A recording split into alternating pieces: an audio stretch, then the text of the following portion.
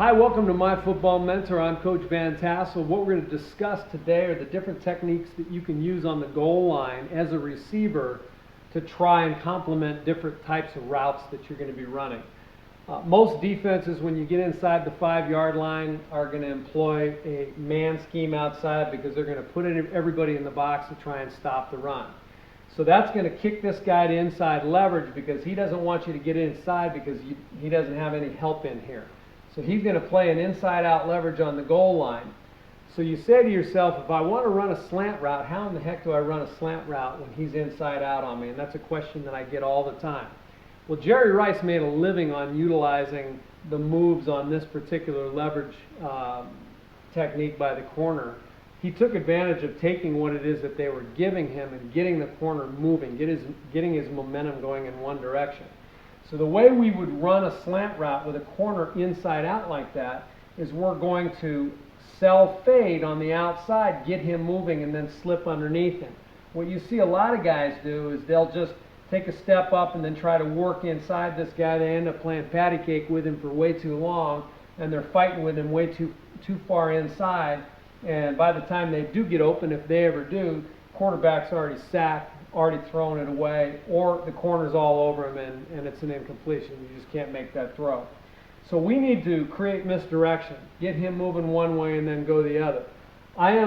Implement line releases. I talk about it a lot in my book, The Art of Playing Wide Receiver. You can find that on our website. It's also in the Apple iTunes bookstore. A lot of really good techniques in the book. But in any case, to specify this line release on a slant, what we're going to do is we're going to jab and move into the corner, close the cushion, take a little step inside, get him to hesitate, and then attack up and out.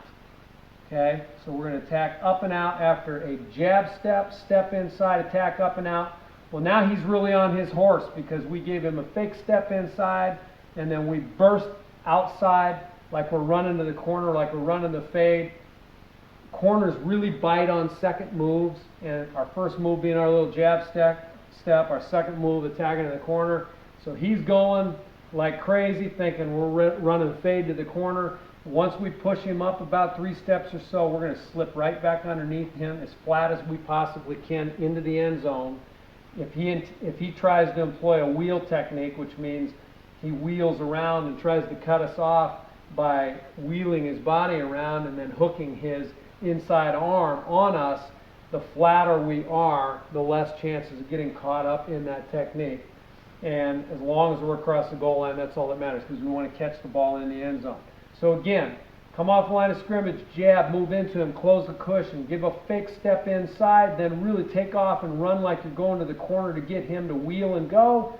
Then we're going to put on the brakes, and we're going to slip him underneath. If we have to club and rip him or club and punch through him, get on his hip, press by him, and drive to the slant, that ball should be on its way by the time I come out of this technique, and it's a touchdown.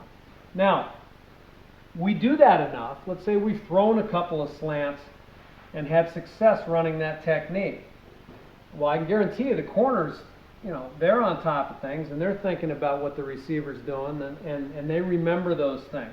So I've got an inside-out leveraged corner, and what I'm going to do now is, let's say the play in the huddle is a fade route to the corner of the end zone.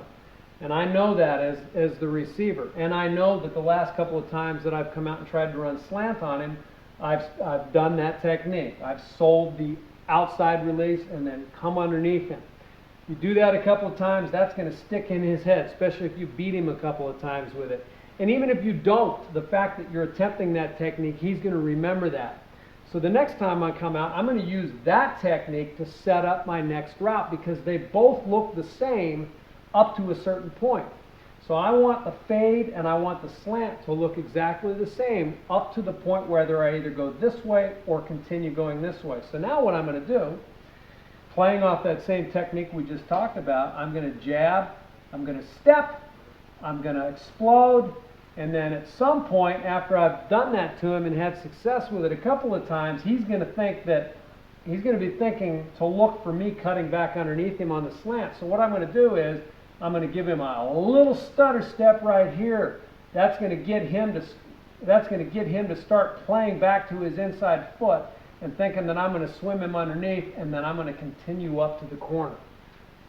So again, I make everything look exactly like I did when I beat him on the slant. Jab, step inside, burst, slip underneath. But instead of slipping underneath, all I'm doing is patterning my steps, gearing down a little bit, maybe looking to the inside with my head, get him to hesitate, and boom, I'm off to the corner of the end zone. And that's all it takes, that little hesitation, because if the quarterback throws this right, he's going to take his drop and he's going to let it go, because all he's looking to do is throw to a spot, and that's right here in the corner of the end zone. He's not looking to time that up or anything. He's looking to he knows he's coming to you. It's man on man outside like this. He's taking one step, boom, throw it up, get some arch, and it's your job to get to where you're supposed to be. By the time the ball is there, you run under it, and it's a touchdown.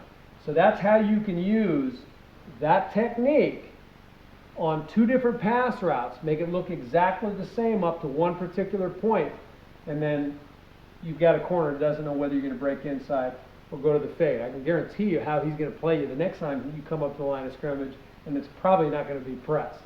Thanks for watching My Football Mentor.